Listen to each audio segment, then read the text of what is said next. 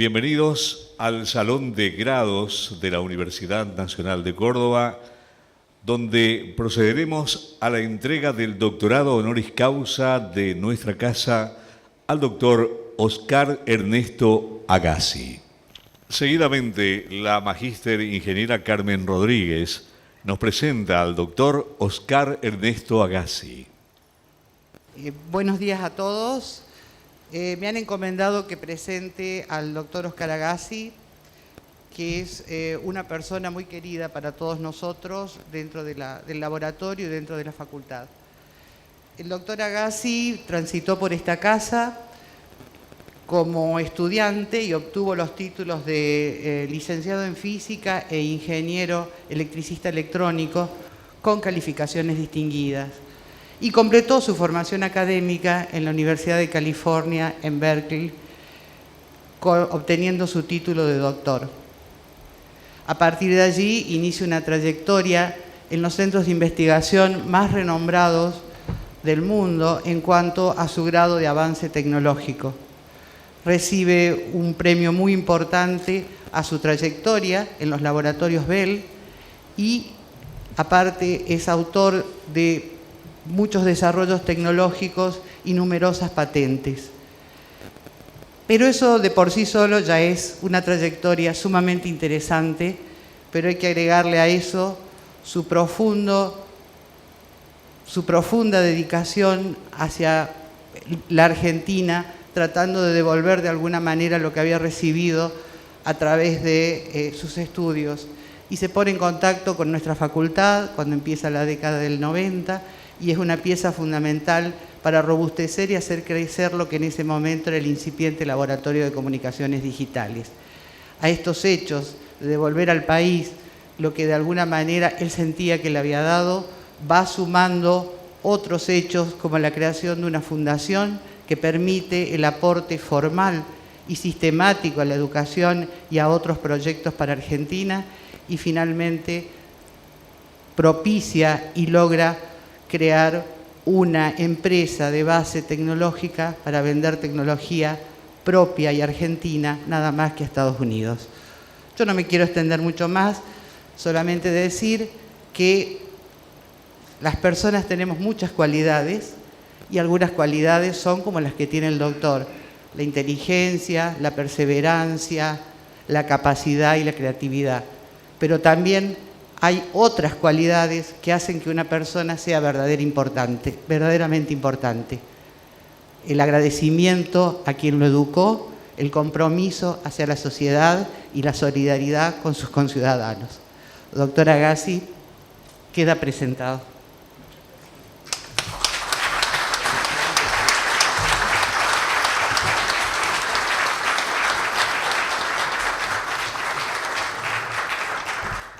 Muchísimas gracias por sus palabras, magíster ingeniera Carmen Rodríguez.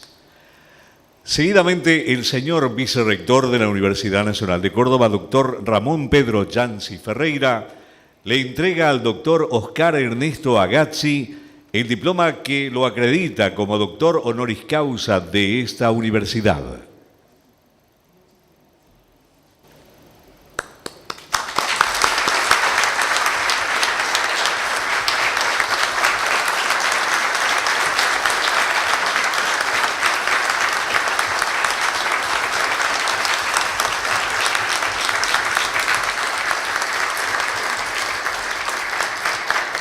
Además, el señor vicerrector procede a poner en manos del señor decano de la Facultad de Ciencias Exactas, Físicas y Naturales para que le entregue al doctor honoris causa una medalla recordatoria de este momento.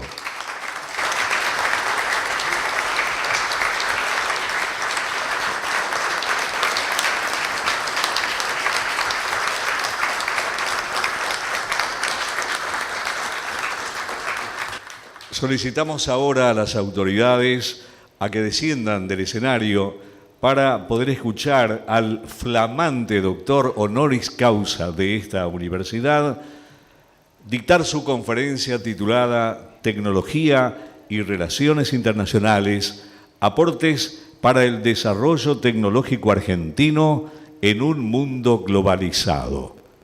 Escuchamos al doctor Oscar Ernesto Agassi.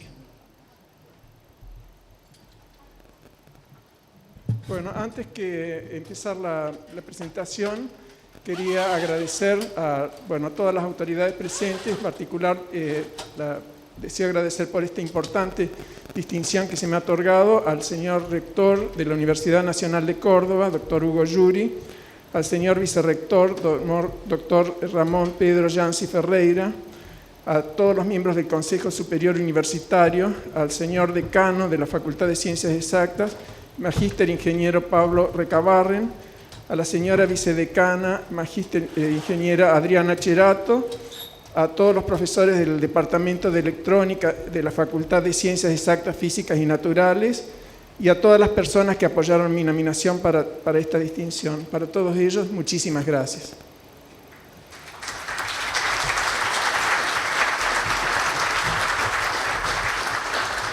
Bueno, el tema de esta presentación es esencialmente el desarrollo tecnológico argentino y qué podemos hacer para acelerarlo y para superar algunos de los desafíos que este presenta. Entonces,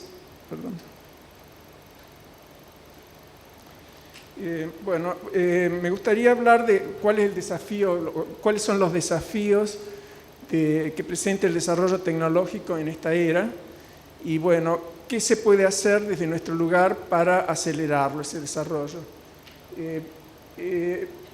Voy a hablar también de algunos modelos de desarrollo tecnológico. Esto va a ser una simplificación quizá porque hay varios modelos, pero voy a elaborar algunos de ellos.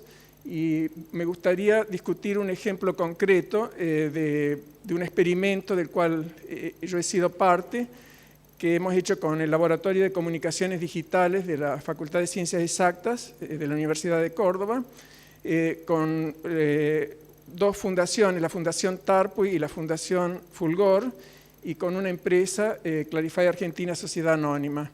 Después, este es un experimento que me gustaría discutir cómo se podría quizá aplicar en una escala mayor, de tal manera de poder impactar de una manera más importante a toda la sociedad argentina. El tema del desarrollo tecnológico es inseparable del de las relaciones internacionales debido a la complejidad e interdependencia de todas las tecnologías modernas que hacen imposible para un solo país dominar todos los aspectos de la tecnología. Y finalmente me gustaría tratar de intentar una respuesta a una pregunta que es si es posible la independencia tecnológica. Bueno, voy a empezar con el desafío que representa el desarrollo tecnológico en nuestra era y voy a focalizarme en un ejemplo que es cercano a mí, que es la tecnología de semiconductores. Lo mismo se podría decir, o cosas muy similares se podrían decir de otras tecnologías, de muchas otras tecnologías, porque casi todas las tecnologías modernas son altamente complejas, pero bueno, yo me voy a focalizar en este porque es uno que conozco. Una forma de medir la complejidad de la tecnología de semiconductores, en este caso, es la llamada ley de Moore, llamada así en homenaje a la persona que la formuló, que es el señor Gordon Moore, uno de los fundadores de Intel. Esta ley, que en realidad no es una ley en el sentido de las leyes físicas, es más bien una observación, pero que se ha ido cumpliendo con gran precisión, sorprendentemente, a lo largo de varias décadas. Esta ley dice que la complejidad de un circuito integrado, medida en el número de componentes elementales, que son los transistores, se duplica cada 2 años. Y en este gráfico, la línea azul oscura muestra justamente eso, ¿no es cierto? En el eje horizontal tenemos el tiempo desde el año 1970 hasta el 2015, en años, ¿no es cierto? Y en la escala vertical está la complejidad relativa de un circuito integrado medida en escala logarítmica. Y los puntos en gris que se ven aquí a lo largo, cercanos a la línea recta, son ejemplos concretos de chips que se han ido desarrollando en la industria. Y como ustedes ven, todos estos puntos se acercan notablemente a la línea recta, que es la que bueno, representa la ley de Moore.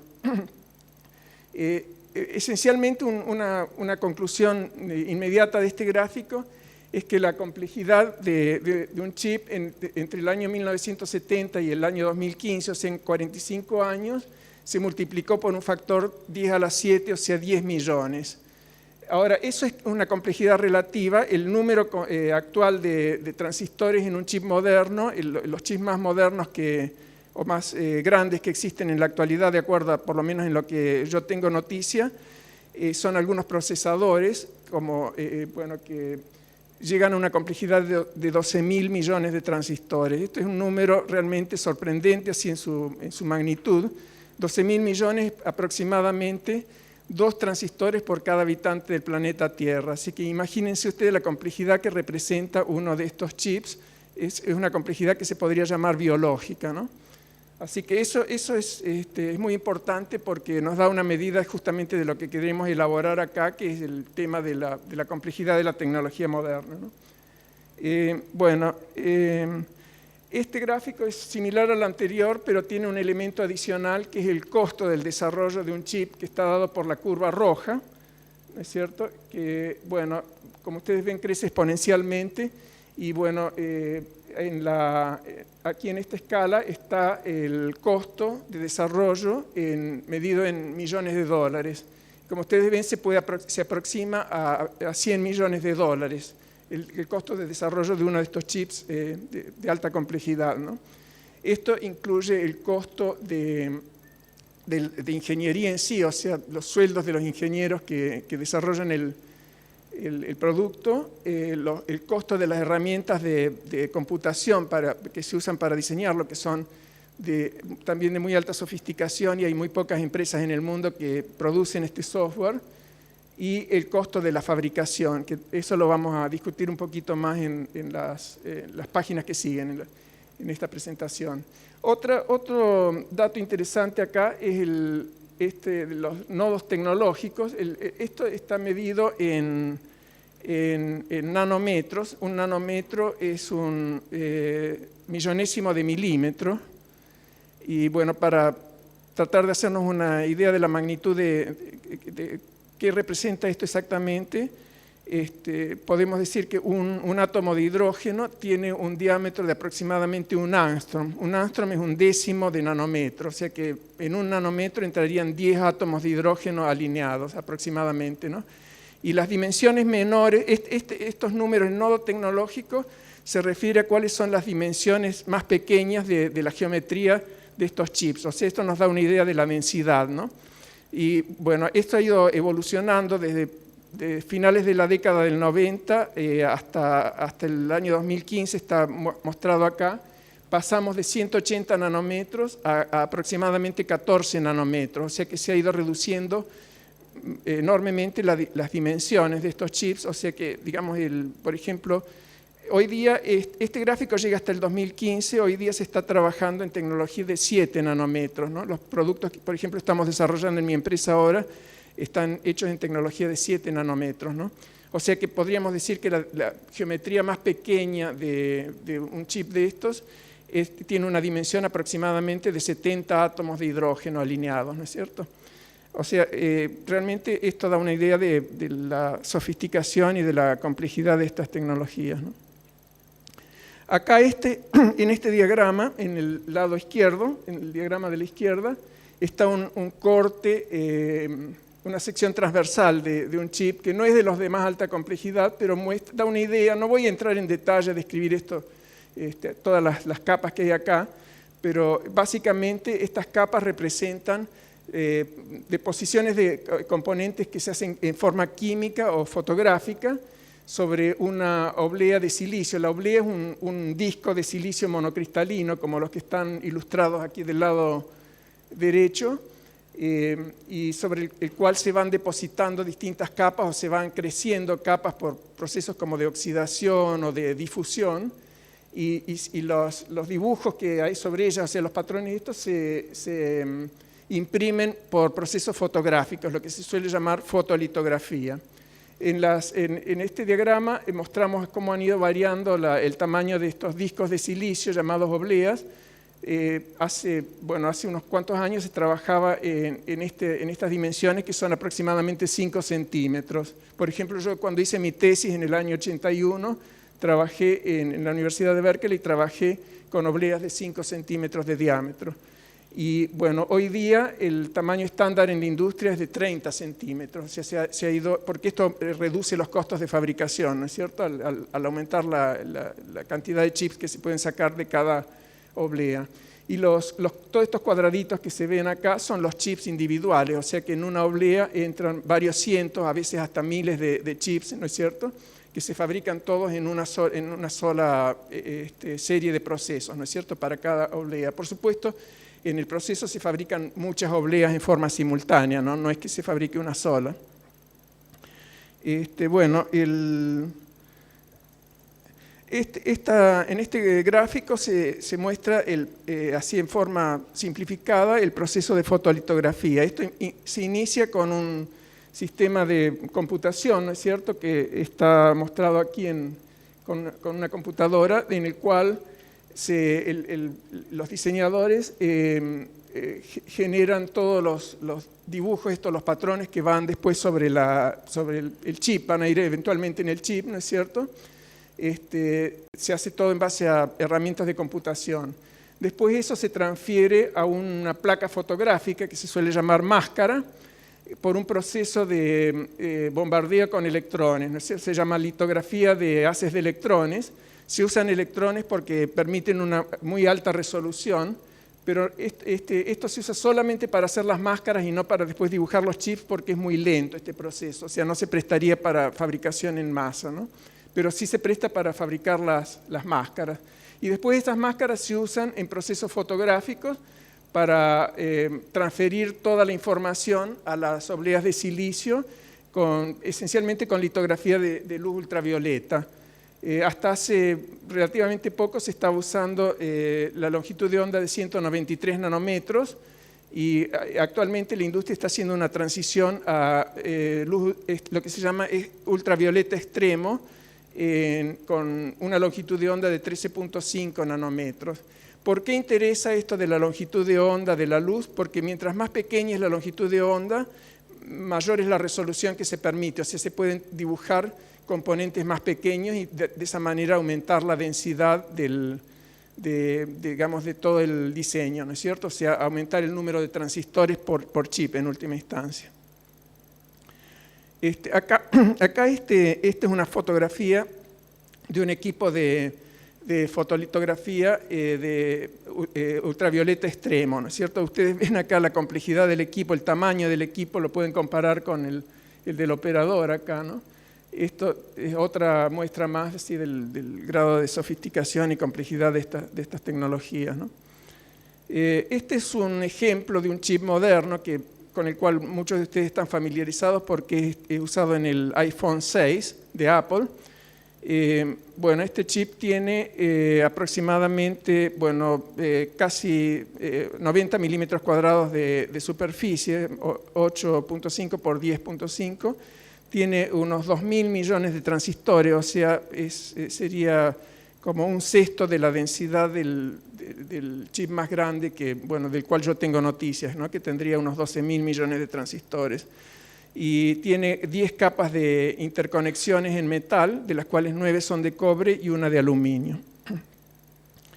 Acá, para dar un ejemplo más cercano a nosotros, me gustaría mencionar algunos parámetros de un chip que fue desarrollado por mi empresa, ¿no es cierto?, por Inphi Corporation, y en el cual tuvo una participación protagónica Clarify Argentina, que es la empresa esta cordobesa de la cual hablábamos hace un rato. Un transceptor para comunicaciones por fibra óptica, está diseñado en tecnología de CMOS de 16 nanómetros, o sea que la dimensión más pequeña es de 16 nanómetros.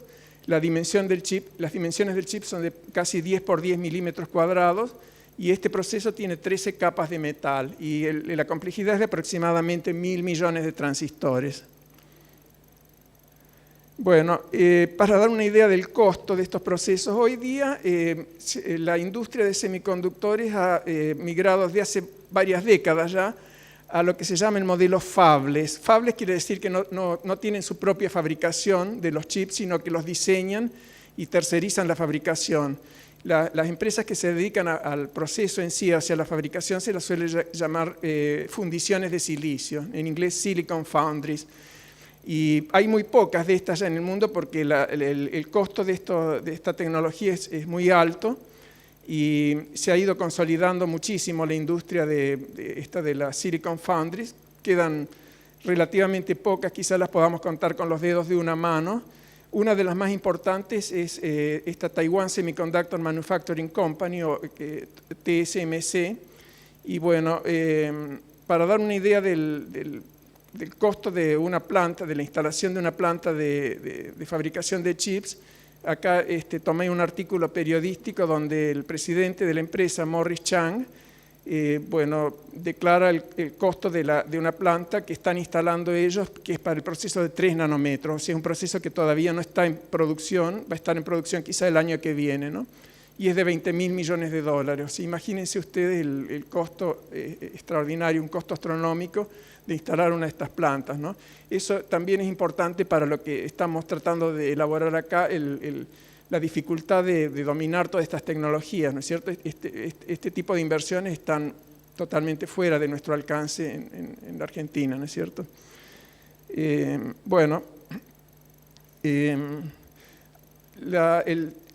Hasta ahora me he focalizado más en el proceso de fabricación de los chips, ¿no es cierto? Pero hay otras tecnologías involucradas en el diseño de chips, por ejemplo, el hecho de que se requieren herramientas de software también de muy alta complejidad y que su nivel de sofisticación es comparable al de los mismos chips.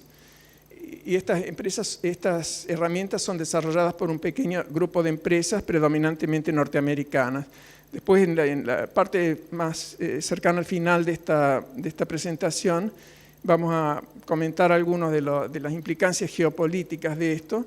Y bueno, vamos a ver que el dominio que tiene Estados Unidos de las herramientas de fabricación de chips tiene consecuencias bastante interesantes que se pueden percibir a nivel político, de relaciones internacionales, ¿no? Otro aspecto que es muy importante es que yo me concentré acá en un ejemplo, que es el que conozco más de cerca, que es el de la tecnología de chips. Pero todas las tecnologías modernas son complejas y además son altamente interdependientes. Se podría decir que se entrelazan en una telaraña de enorme complejidad. Por ejemplo, si ustedes quieren tomar el ejemplo de un teléfono celular con el cual estamos todos familiarizados, bueno, el teléfono celular tiene varios chips, de los cuales recién mostramos uno, por ejemplo, con el ejemplo del iPhone 6, ahí estaría toda la complejidad de la tecnología de semiconductores y del diseño y todo esto que estábamos hablando recién, pero además hay muchas otras cosas, ¿no es cierto? Por ejemplo, todo el software que lleva un teléfono celular también es de muy alta complejidad. Y bueno, con un teléfono celular no haríamos nada si no estuviera conectado a una red de comunicaciones, y esa red de comunicaciones, bueno, es una complejidad inimaginable, ¿no es cierto? Porque involucra, imagínense cuántos nodos de todo el mundo, todos interconectados entre sí, ¿no? Digamos, es realmente, digamos, asusta un poco pensar en la complejidad de toda esa tecnología, ¿no? Entonces, supongamos que nosotros pudiéramos dominar una rama de la tecnología, por ejemplo, para continuar con esto de los semiconductores, que pudiéramos llegar a dominar esa rama de la tecnología, ¿no? ¿Alcanza eso para adquirir independencia? No, de ninguna manera, porque esa tecnología es tan interdependiente con todas las otras que el dominar una sola no nos ayuda, ¿no es cierto? O sea, nos ayuda en algunos aspectos, pero no sería suficiente como para lograr lo que estamos comentando acá de la independencia tecnológica, ¿no? O sea que con todo esto yo qué quiero hacer, ilustrar el desafío que enfrentamos, ¿no? en todo este programa, ¿no es cierto?, de desarrollar la tecnología en la Argentina. Ahora bien, ¿qué se puede hacer con esto? Podría uno quedarse con una conclusión pesimista de que no podemos hacer nada.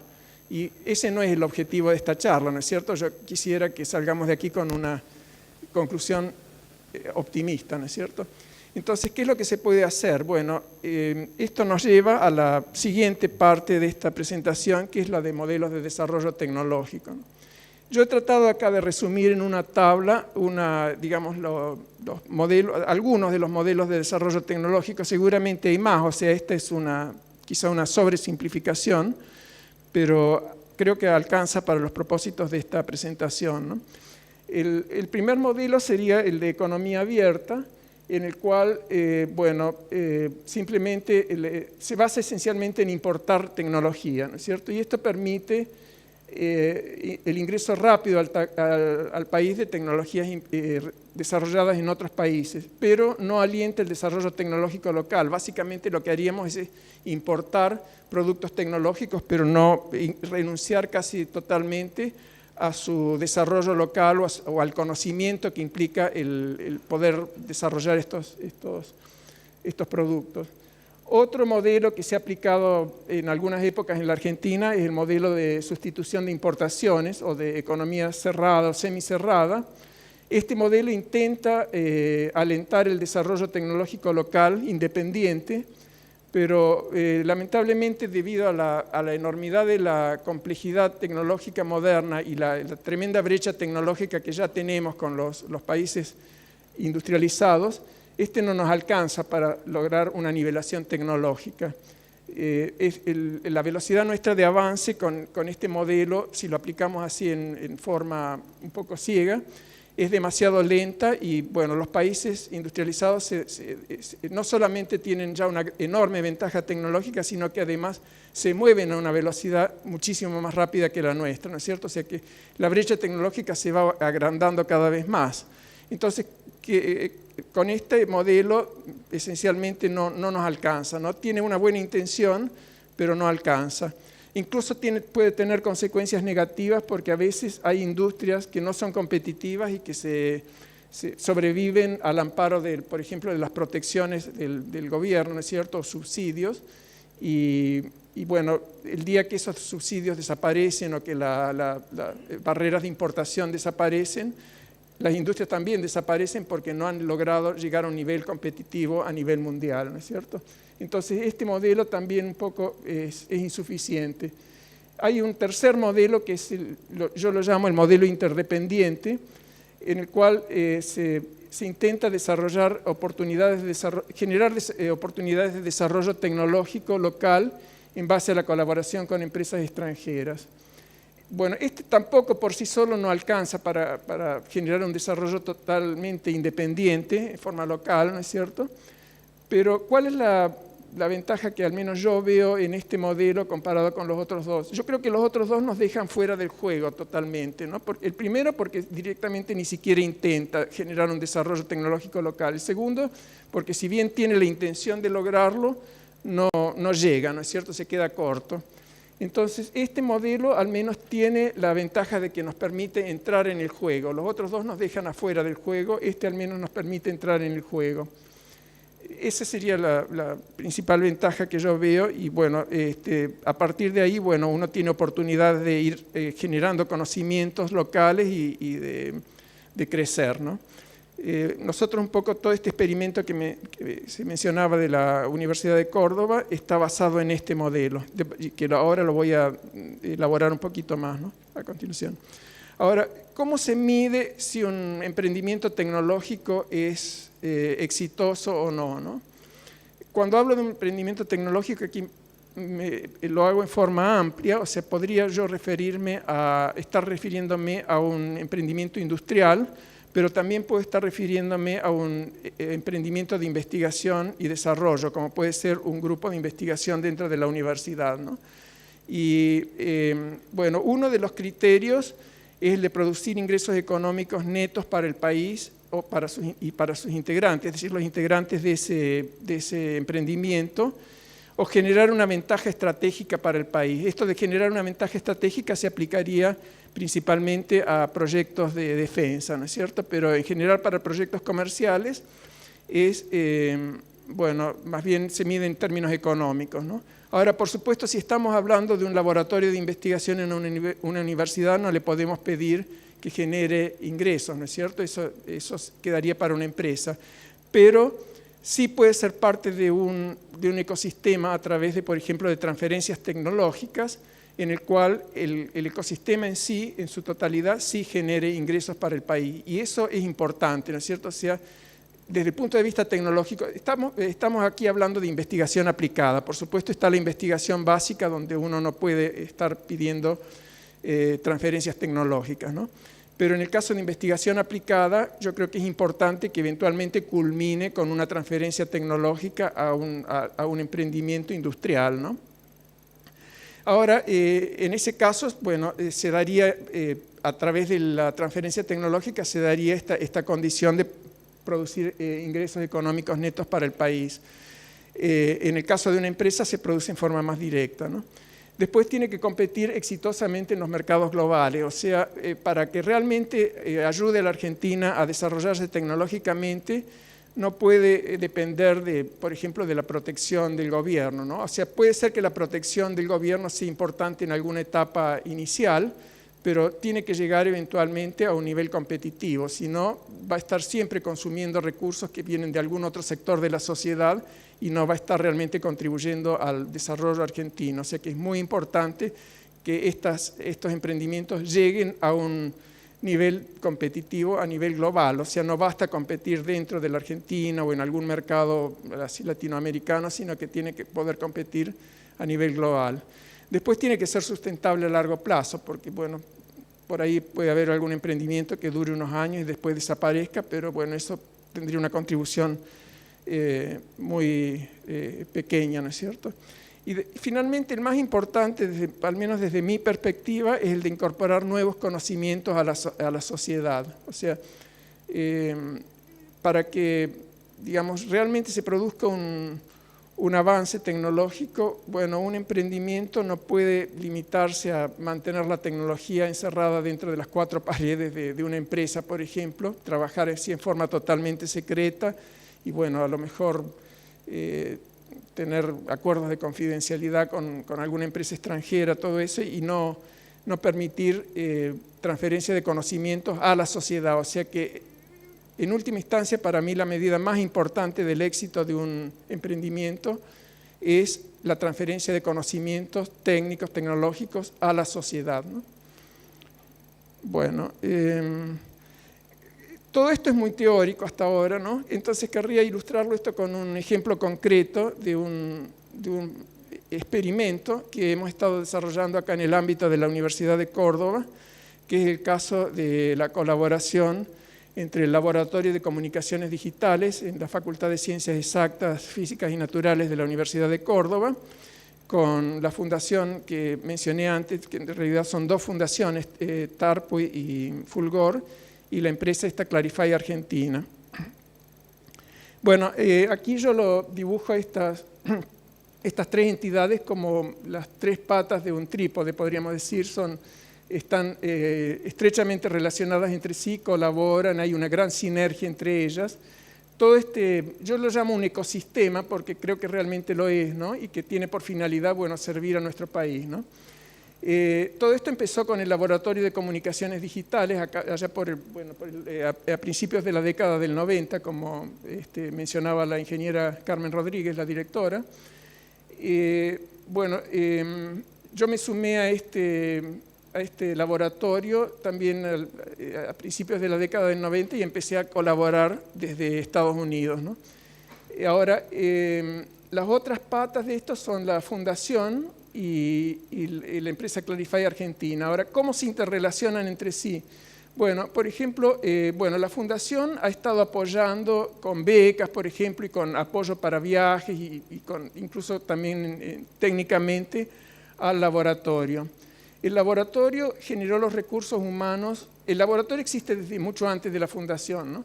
El laboratorio generó los recursos humanos que permitieron fundar esta empresa. Se fundó estrictamente con recursos humanos salidos de acá del Laboratorio de Comunicaciones Digitales, ¿no? Bueno, y CASA sería, CASA la decimos por las iniciales, ¿no es cierto? Clarify Argentina Sociedad Anónima. Es una empresa que exporta servicios de desarrollo tecnológico y bueno, por supuesto, cobra por ellos, ¿no es cierto?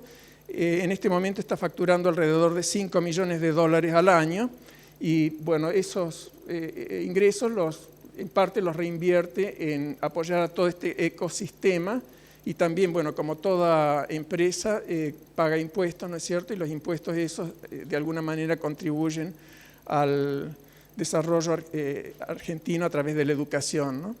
Lo que es interesante es que es una exportación no tradicional, porque son servicios de diseño de alta tecnología, ¿no? Y no son, como decía hace un rato, no es simplemente hacer trabajo así de segunda línea, ¿no es cierto?, de algo, por ejemplo, que el centro de gravedad tecnológico esté en Estados Unidos y nosotros acá en Córdoba hacemos un trabajo de apoyo nada más, ¿no? Todo lo contrario, acá hemos tratado de traer lo más importante de la tecnología y que haya verdadero protagonismo tecnológico aquí en Córdoba, ¿no? O sea, eso para mí es muy importante porque el hacer trabajo de apoyo no es contribuir al desarrollo tecnológico argentino, tenemos que hacer trabajo de punta realmente, ¿no?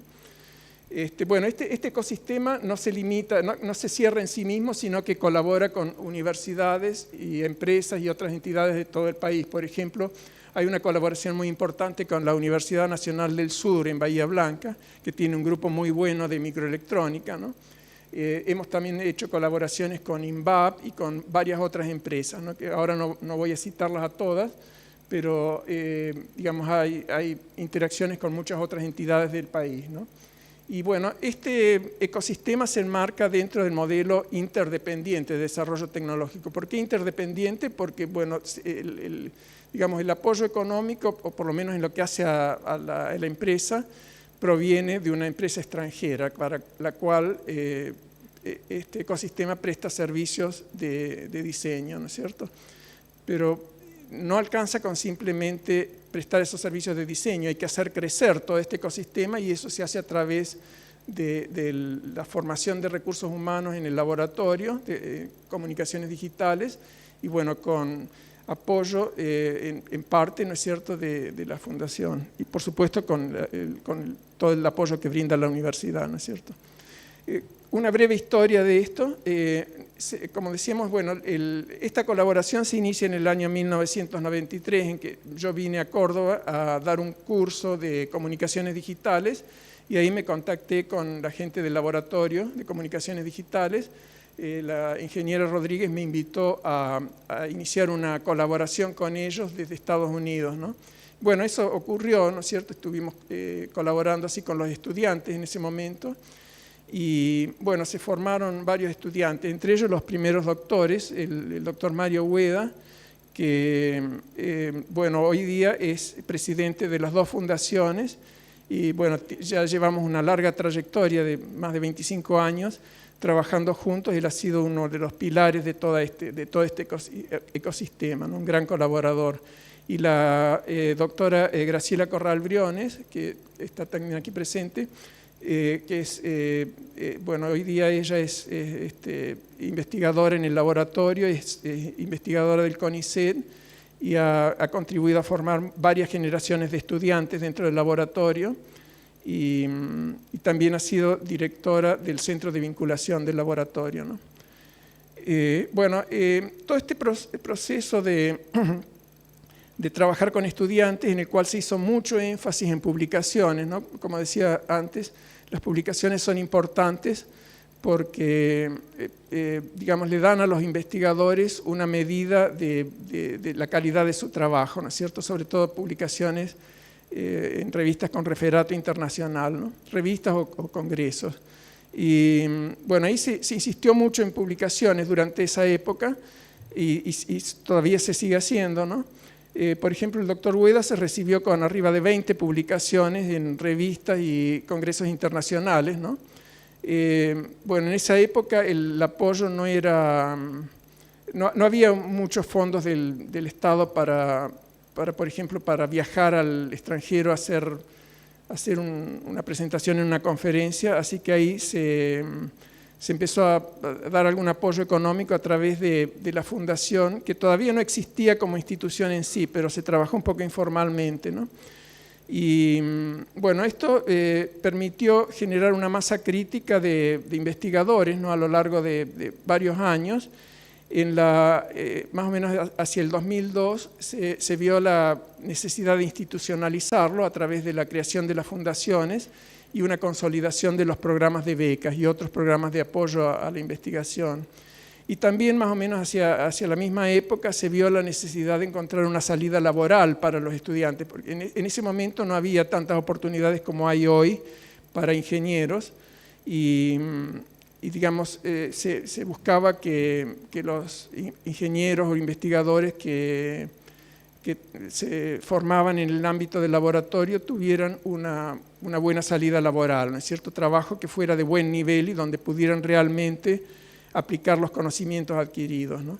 Entonces ahí fue donde en ese momento yo cambié de trabajo, estaba trabajando en una empresa en Broadcom, en California.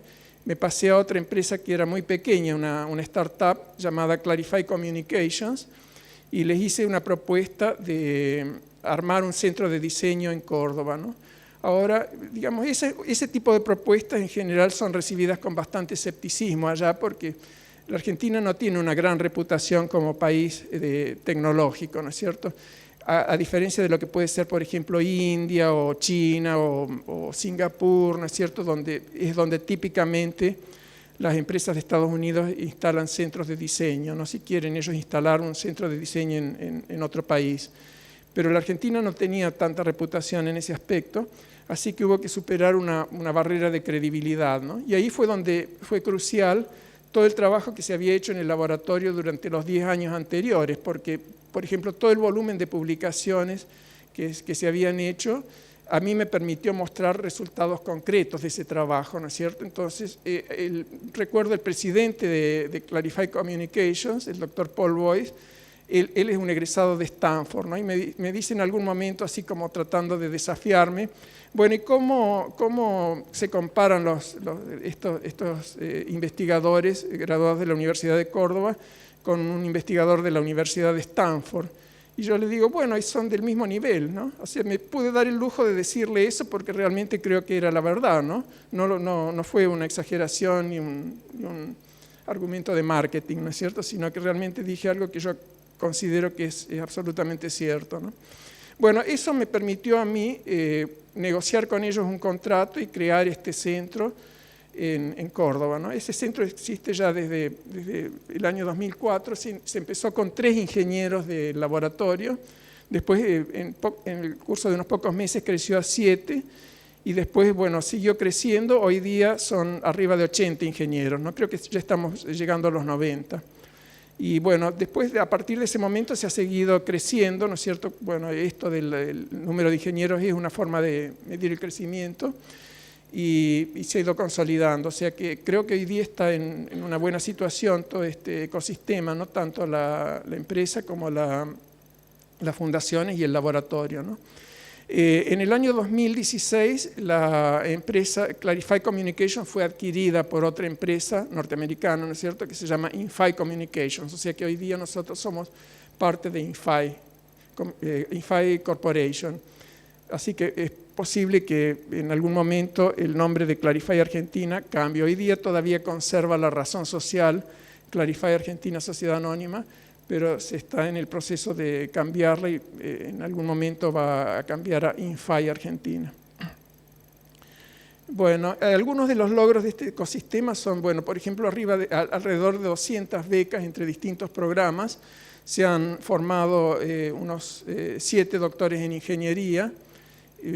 Hay más de 80 artículos en revistas y congresos internacionales, la mayoría de ellos de gran prestigio. Bueno, arriba de 80 puestos de trabajo en tecnologías de avanzada en Clarify Argentina y bueno, una serie de cursos de posgrado que se han desarrollado dentro de este ecosistema y se dictan dentro de en la Facultad de Ciencias Exactas con el aval de la facultad, o sea que son cursos que otorgan, por ejemplo, créditos para doctorados, ¿no?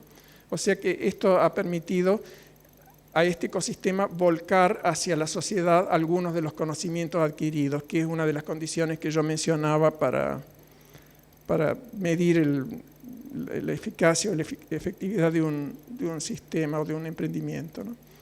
Entonces, acá me gustaría volver a una página anterior, que era, bueno, cuáles son las medidas del éxito de un emprendimiento tecnológico y ver cómo se evalúa a este emprendimiento en particular, este experimento, dentro de esas condiciones, ¿no? Bueno, por ejemplo, producir ingresos económicos netos para el país, bueno, eso se logra a través de la empresa, ¿no es cierto? Como decía hace un rato, la empresa factura alrededor de $5 millones al año por exportación de servicios de diseño, ciertos servicios de alta tecnología, o sea, una exportación altamente no tradicional, ¿no? Después, competir exitosamente en los mercados globales. Bueno, los chips desarrollados por Inphi Corporation con una participación protagónica de CASA, ¿no es cierto?, de Clarify Argentina, se venden a las empresas más importantes del mundo, ¿no? En Estados Unidos, en Europa y en China y Japón, ¿no? Por ejemplo, algunos de los clientes son Nokia, ¿no es cierto?, conocida, una empresa conocida que es de origen europeo, pero hoy día está en todo el mundo, ¿no es cierto? Fiber Home, una empresa china que es la tercera empresa más importante en equipo para telecomunicaciones en China. NEC, Nippon Electric Company, ¿no es cierto?, en Japón, y bueno, varias otras, podría citar varias más, ¿no? Bueno, la tercera condición es ser sustentables a largo plazo. Bueno, esto por supuesto nadie puede predecir el futuro, ¿no? Pero ya la empresa en sí lleva 14 años y todo digamos, empezando por el laboratorio ya son 25 años o más. Así que, bueno, se ha mantenido por un tiempo bastante importante y, bueno, hoy día las perspectivas son buenas, ¿no es cierto? Como decía, nadie puede garantizar el futuro, pero hoy día las perspectivas son buenas.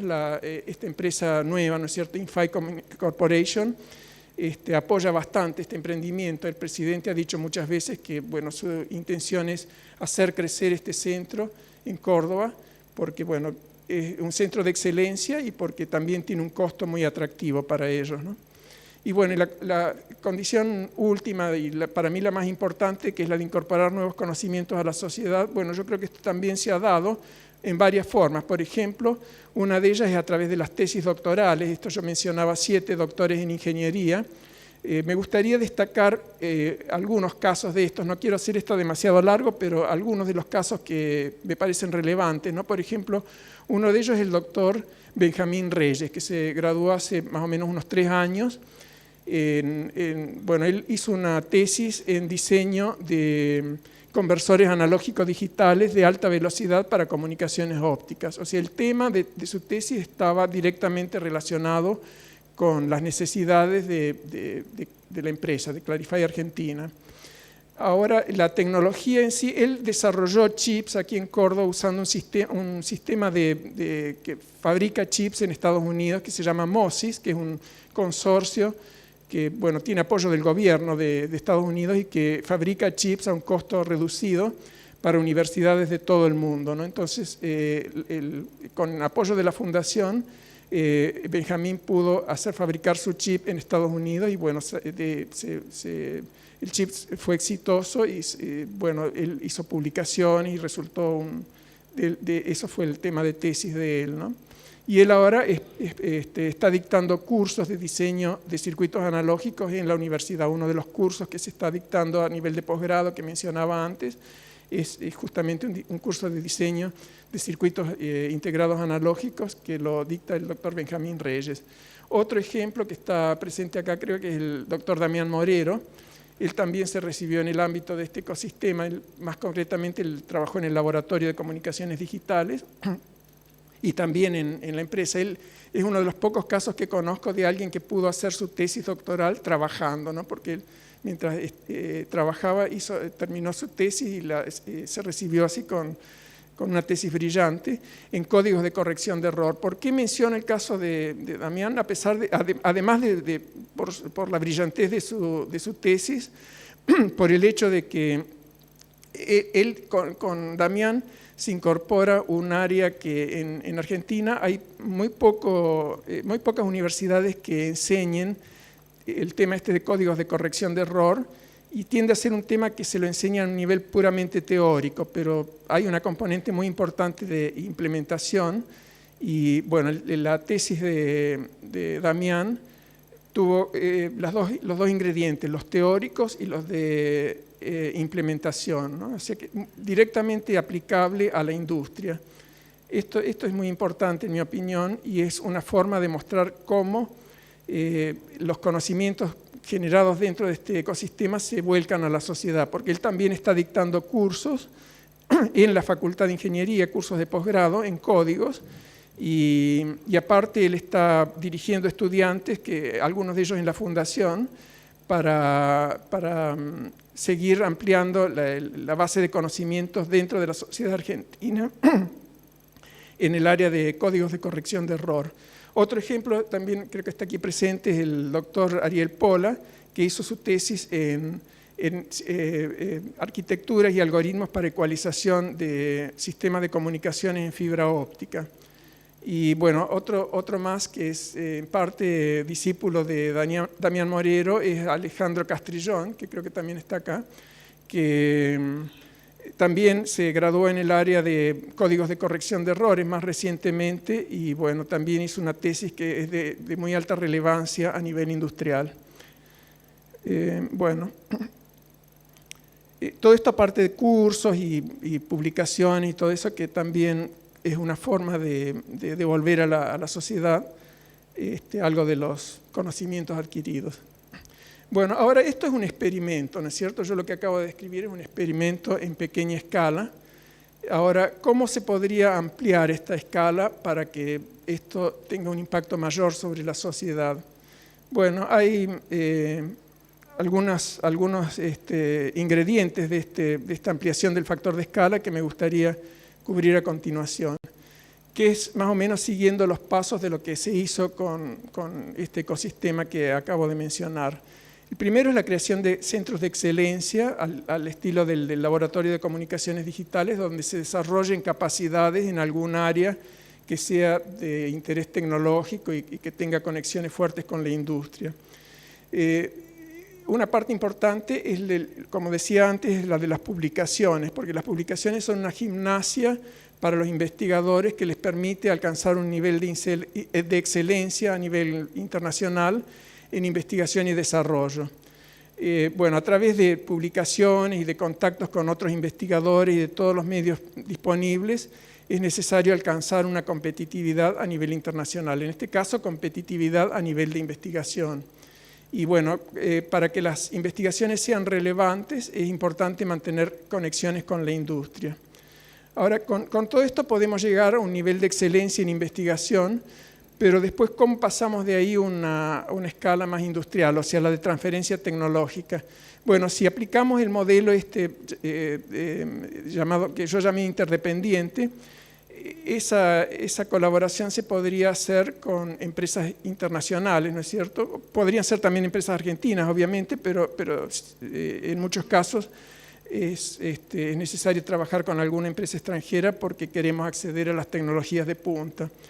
¿Cómo se puede lograr eso? Bueno, eso requiere tener contactos personales, ¿no es cierto?, con gente que trabaje en esas empresas. O sea, por ahí se hacen convenios marcos y convenios de instituciones que son buenos, ¿no es cierto?, pero eso solo no alcanza porque, digamos, un emprendimiento de este tipo requiere una interacción más personal, ¿no es cierto? Tiene que haber esencialmente alguien dentro de la empresa con la cual uno quiere asociarse, que apoye desde adentro estos acuerdos de colaboración, ¿no? En el caso de Clarify Argentina, bueno, yo jugué ese papel, pero nosotros en nuestro país tenemos muchos investigadores que han emigrado y que están trabajando en empresas o centros de investigación de otros países y que podrían jugar ese rol, ¿no es cierto? Por ejemplo, bueno, la misma Facultad de Ingeniería o la Universidad de Córdoba seguramente tiene muchísimos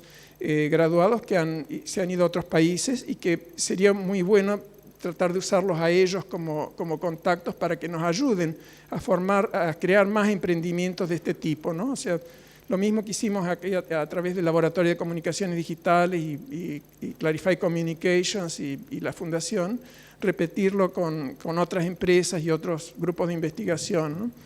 Es importante que se negocien buenos acuerdos con ellos, ¿no? Para que haya realmente una participación importante del grupo argentino y que no nos limitemos a prestar servicios así digamos, de apoyo y nada más, ¿no es cierto? O sea, digamos, yo suelo decir que es importante transferir el centro de gravedad tecnológico a Córdoba, ¿no es cierto? O sea, que acá haya realmente conocimiento y que se pueda contribuir de una manera protagónica al desarrollo de los productos de estas empresas, ¿no? Y bueno, y la tercera etapa es, bueno, no perder de vista el objetivo inicial, que es contribuir al desarrollo tecnológico nacional. Entonces es necesario trabajar proactivamente para transferir estos conocimientos a nuestro medio, ¿no?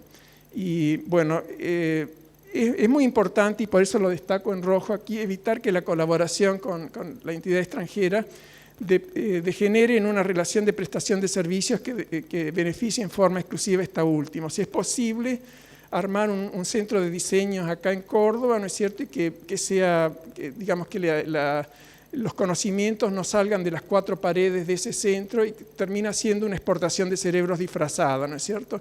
Eso no lo queremos nosotros, lo que queremos es que haya realmente una interacción con el medio local y que haya realmente transferencia de conocimientos al medio local, ¿no es cierto? Y que el trabajo que se haga sea realmente de punta, ¿no? Bueno, todo esto tiene una relación muy importante con la geopolítica, ¿no es cierto? O sea, como decíamos al principio, la tecnología moderna es extremadamente interdependiente y, digamos, es prácticamente imposible desarrollar todo dentro de un país. Entonces es necesaria la interacción con otros países, lo cual nos lleva al ámbito de las relaciones internacionales, ¿no? Y bueno, aquí me gustaría ilustrar con un ejemplo, ¿no es cierto?, que es un ejemplo reciente, el tema, la problemática de la interdependencia de la tecnología moderna, ¿no? Y la forma en que eso se relaciona con la geopolítica.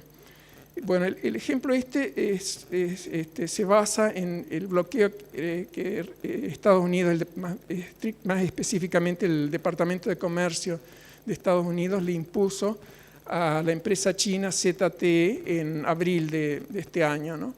ZTE es la segunda empresa más importante de China, con un alcance mundial, ¿no es cierto?, porque vende sus productos en todo el mundo, en equipos para telecomunicaciones, ¿no? O sea, es la segunda más importante de China después de Huawei en producción de equipos para telecomunicaciones, y es una empresa del Estado, ¿no? Pertenece al Estado chino. Bueno, Estados Unidos le acusó a ZTE de desviar tecnología a Corea del Norte, a Irán y otros países, así que, bueno, con los cuales Estados Unidos tiene problemas, ¿no es cierto?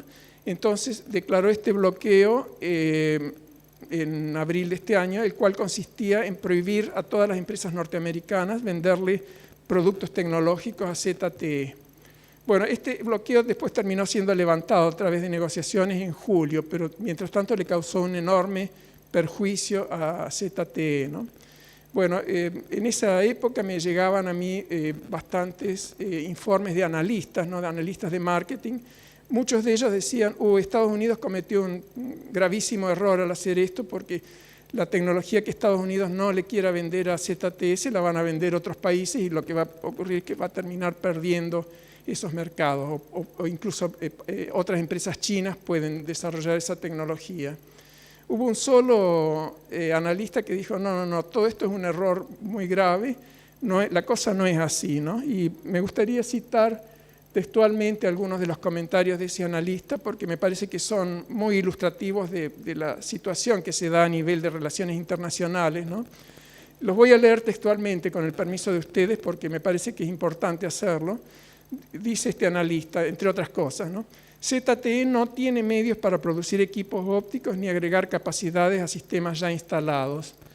Muchos componentes que ZTE necesita se producen exclusivamente en Estados Unidos. Si el bloqueo sigue en pie por un tiempo extendido, el impacto sobre ZTE sería catastrófico.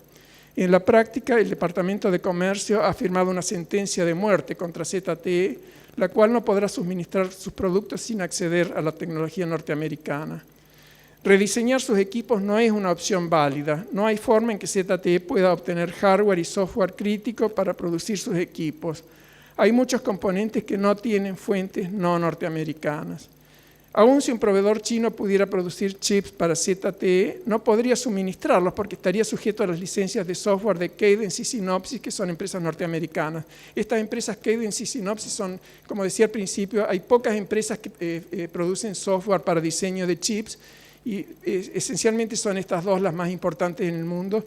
Todas las empresas, o prácticamente todas las empresas de semiconductores en el mundo usan el software de Cadence o de Synopsys. O sea que, y estas empresas están sujetas al control del gobierno norteamericano, o sea que si Estados Unidos dice estas empresas no le pueden exportar software a China o a ZTE o cualquier otra empresa no tiene medios de diseñar chips, ¿no es cierto? O sea, así de dependiente es esta tecnología, ¿no? Y bueno, esto que hemos dicho con respecto a ZTE se puede aplicar a Huawei o a otras empresas chinas que tienen similares dependencias de los productos norteamericanos. Entonces, bueno, ahora me gustaría discutir el tema de la llamada multipolaridad. Bueno, hay algunos expertos en geopolítica que afirman que el crecimiento de potencias intermedias como China, Rusia, India y Brasil, con el crecimiento de estas potencias intermedias, el mundo ha entrado en la era de la multipolaridad, habiendo quedado atrás la era de la unipolaridad. Bueno, este ejemplo que mencioné de ZTE me parece que es un ejemplo suficientemente dramático como para demostrar que esto no es tan así, ¿no? O sea, todavía la dependencia con respecto a la tecnología norteamericana o de los países de la OTAN sigue siendo muy grande, ¿no? Porque, digamos, yo creo que la supremacía de Estados Unidos y de los países de la OTAN se basa fundamentalmente en el desarrollo tecnológico, ¿no? O sea que seguramente hay muchos otros ingredientes en el predominio de ellos, pero la tecnología me parece que es uno de los fundamentales, ¿no? Bueno, y finalmente me gustaría tratar de dar alguna respuesta a la pregunta esta de si es posible la independencia tecnológica. Bueno, obviamente después de todo este análisis, ¿no es cierto?, yo creo que surge que la independencia tecnológica absoluta está fuera de nuestro alcance, ¿no? Sin embargo, bueno, yo creo que no es una cuestión de blanco y negro, hay matices intermedios. O sea, cada vez que nosotros hacemos un emprendimiento tecnológico exitoso, mejoramos la posición negociadora de nuestra sociedad, ¿no es cierto? Eso lo hemos visto, nosotros lo hemos vivido, lo hemos palpado a través de este experimento que hemos hecho. Hay muchas cosas que nosotros hemos podido negociar condiciones favorables porque los servicios que nosotros les prestamos a ellos son servicios útiles realmente, a ellos les sirven realmente, no es que lo hacen simplemente porque es de bajo costo, porque de bajo costo podrían conseguirlos también en la India o en China, en Taiwán, ¿no es cierto? Hay muchos otros países que tienen costo de mano de obra bajo y que producen servicios de ingeniería, ¿no es cierto? Ahora, ¿cuáles son las ventajas, qué es lo que nos permite a nosotros mantener este centro? ¿Por qué es atractivo para la casa matriz de Estados Unidos? Bueno, uno de ellos es indudablemente el bajo costo, ¿no es cierto? O sea, el bajo costo es un factor importante, pero si fuera solamente el bajo costo no tendríamos elementos, fichas de negociación para mantenerlo acá o incluso para hacerlo crecer. ¿Cuáles son las fichas de negociación que nosotros usamos? Bueno, la excelencia del trabajo que hacen nuestros ingenieros, ¿no? Y el hecho de que nosotros hemos ido incorporando cada vez más tecnologías. O sea que nosotros empezamos, por ejemplo, con diseño a nivel de sistemas, es decir, desarrollo de algoritmos en programas como MATLAB u otros programas así en C o en C++, pero después fuimos agrandando eso, extendiéndolo a arquitecturas, o sea, cómo implementar eso en un chip en forma digital, por ejemplo. Después agregamos tecnología de software, de firmware, lo que se llama tecnología de diseño físico, o sea, diseñar todos esos dibujos que veíamos en una de las páginas anteriores, de las filminas anteriores, sobre el chip. Bueno, eso también lo hacemos aquí en Córdoba. Bueno, y hay unas cuantas ramas más, ¿no es cierto? Hemos ido ampliando o sea, nosotros también hemos ido formando nuestra propia telaraña tecnológica, pequeña, por supuesto, pero esa telaraña nos da cierto poder de mantenernos dentro del sistema y de seguir siendo atractivos y útiles para esta empresa, para la casa matriz, ¿no? Eso yo creo que es muy importante, y cualquier emprendimiento que se quiera hacer desde acá y que quiera ser exitoso y que quiera aportar al desarrollo tecnológico argentino tiene que cumplir con esa condición, o sea, no quedarnos en ser furgón de cola de una empresa norteamericana, sino que tenemos que hacer trabajo que sea realmente de punta, ¿no? Bueno, y las condiciones son, vuelvo a repetir, las que mencioné antes: generación de ingresos netos para el país, competitividad a nivel global, sustentabilidad a largo plazo e incorporación de conocimientos en nuestra sociedad. Bueno, esto es todo por ahora. Quería mencionar un caso más, brevemente, ¿no? El ejemplo de China que mencioné recién. Bueno, pareciera ser que esto que estoy diciendo ahora contradice ese ejemplo, porque estaba diciendo, bueno, Estados Unidos tiene una supremacía absoluta, por lo menos en estas tecnologías. Entonces China realmente no está en condiciones de pelear con Estados Unidos, por lo menos en este tipo de tecnologías. Y ahora digo, bueno, pero la independencia tecnológica tiene matices y es posible. Bueno, pero China hace eso, o sea, China ha crecido enormemente y es un país muy fuerte, ¿no es cierto? O sea, si bien ellos no están en condiciones de disputar el liderazgo mundial a Estados Unidos todavía, sí están en condiciones de negociar en condiciones razonables con Estados Unidos, ¿no es cierto? No aceptar cualquier cosa que Estados Unidos quiera imponerles, sino que tienen fichas de negociación en sus manos. ¿Por qué? Porque han desarrollado su tecnología, han hecho todo esto que estamos diciendo nosotros, ellos lo vienen haciendo hace años y han sido muy exitosos y muy persistentes en eso, han sido muy, muy constantes y además de muy trabajadores y muy inteligentes, ¿no? Tenemos que seguir el ejemplo de China. Bueno, eso es todo por ahora. Muchas gracias por su atención.